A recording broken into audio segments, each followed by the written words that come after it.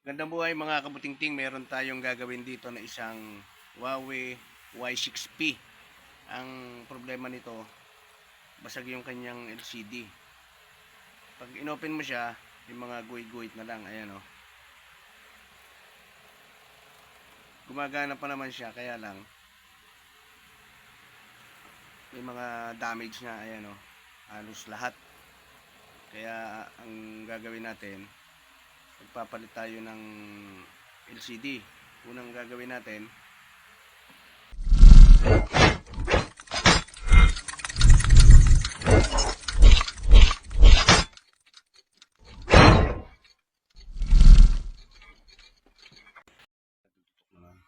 unang gagawin natin, tatanggalin natin yung kanyang SIM tray.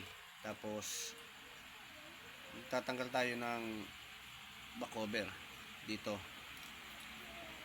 Ayan, dito sa ilalim. Ayan. Tulak nyo lang. Ganyan. Ngayon, pagka pwede nang kukuhin, kaya nyo, mahaba yung kuko nyo. Ayan o. Ayan. Wala naman siyang fingerprint.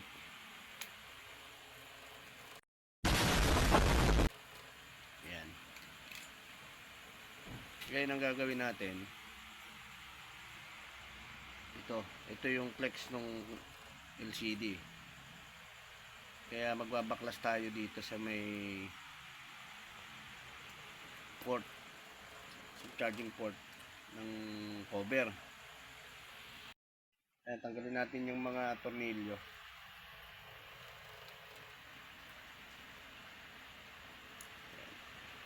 Bali ito napagawa na rin, kaya iba-iba na yung mga tornilyo niya. Bawas-bawas na rin, oh. Dadagdagan na lang natin mamaya. Tapos iangat niyo siya. Ayan. Saka ito pala. Ayan, oh. Kasama sa LCD yan. Ito. Kaya iaangat nyo tong charging board para matanggal nyo to. Kahit iangat nyo lang may dikit yan dito eh. Ito. Kaya kailangan iangat nyo to. Tanggalin nyo muna yung connection ng battery. Ayan. Tapos sa LCD. Tapos ito, iangat nyo siya. Kasi tatanggalin natin tong ayan, may dikit siya.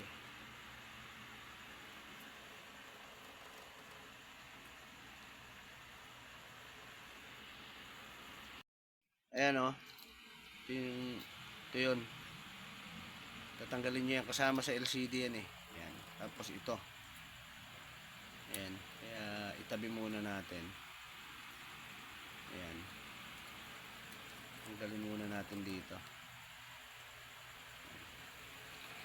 Tapos dito tayo sa LCD, tatanggal tayo. Dito kasi may basag na siya, di ba? Maaring tumalsik yung glass kasi yung nasa ibabaw niyan eh. Kaya magpapalit naman na tayo ng LCD, pero ingat pa rin kayo.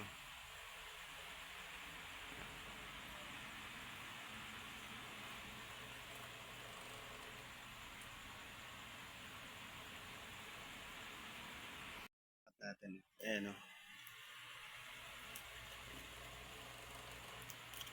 Ayan. Ito ngayon yung ipapalit natin. Ito ipapalit natin. Ayan, oh. 2019 Y6P. Ayan. Parehas siya. Ayan. 2 hours later. Ayan, bago natin ilapat yung bagong LCD natin, lilinisin muna natin to. Ayan. Kasi may mga dikit siya na naiwan. Ayan. Paikot. Para pagka nilagay natin yung bagong LCD, hindi siya nakabukol. Yung bagong LCD, hindi siya nakabukol, nakaalsa. Ayan o. Yan yung mga naiwan dikit eh. Kailangan linisin yan. Didikitan natin siya ng adhesive. Magmula dito, kasi speaker cover yan eh. Magmula dyan, ganyan. Paikot. Nalagyan natin siya.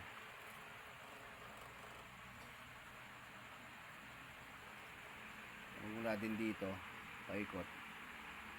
Ayan, lalagyan natin siya. Para lumapat yung ating LCD.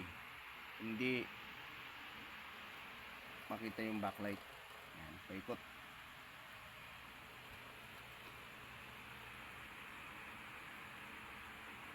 Tapos saka natin siya ilalapat. Ayan, nalagyan na natin. Ngayon, ang gagawin natin, itong flex niya, isuot nyo rito. Ayan, ito ganyan. Tapos nyo ilapat. Unahin nyo sa baba. Ayan. Tapos itulak nyo siya ng pataas. Tapos pababa. Ayan. Paside. Kaliwa saka sa kanan. Para lumapat siya. Ayan. Ayan. Tapos ikakabit na natin yung kanyang flex. Ayan. Dito, ito yun. Ang gagawin nyo dyan, ilulupin nyo siya. Pag ganyan. Dito. Ayan o. May dikit yan eh. Tapos, ibabalik na natin yung charging board. Ayan. Para mai-fix na natin yung ating ginagawa.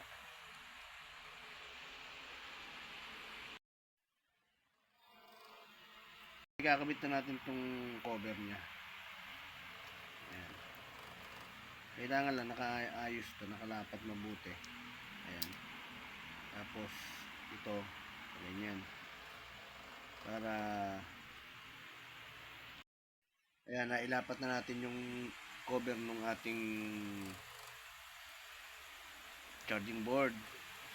Lalagyan natin siya ngayon ng tornilyo.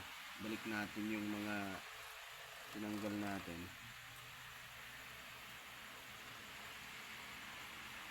Para ipipix na natin siya.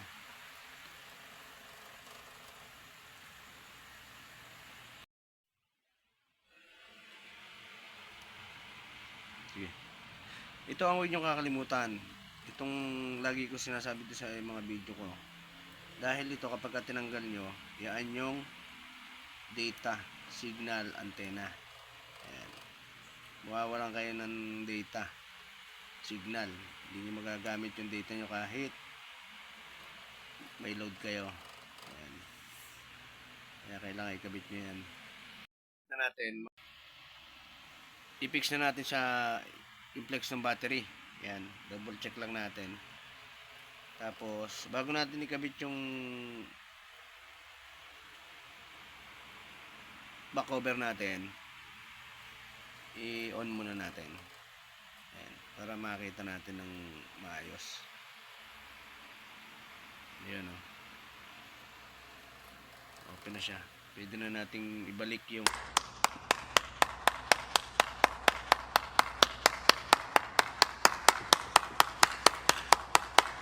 ating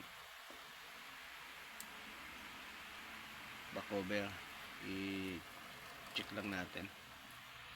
Ikabit na natin. Ipipix na natin to eh.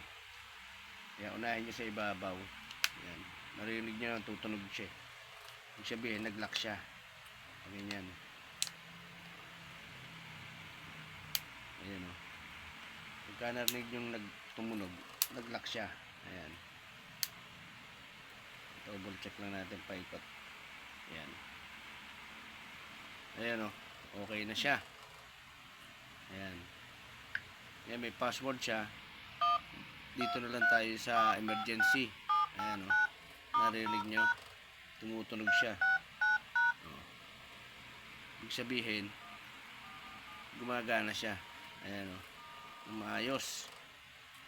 Kaya okay na yung ginawa natin. Ngayon, ang gagawin natin dito para lumapat siya, titepa na lang natin. Ayan, tepa natin na tepa natin kahit na 6 lang. Para lang hindi gumalaw yung ating LCD na bago. Mailapat, matuyo siya. Ayan, kahit na kalahating oras lang. Ayan. Pero okay naman na yung ginawa natin, di ba? May password siya eh. Ayan mga kabutingting, natepa na natin. Ayan o, okay na siya, di ba? Ang isa niyo pang magkakalimutan ito, yung kanyang SIM tray. Kaya ibalik na natin para magamit na nung may-ari. Kabutingting, ikabit natin. Okay. Ayan o. Nagagamit na nung may-ari.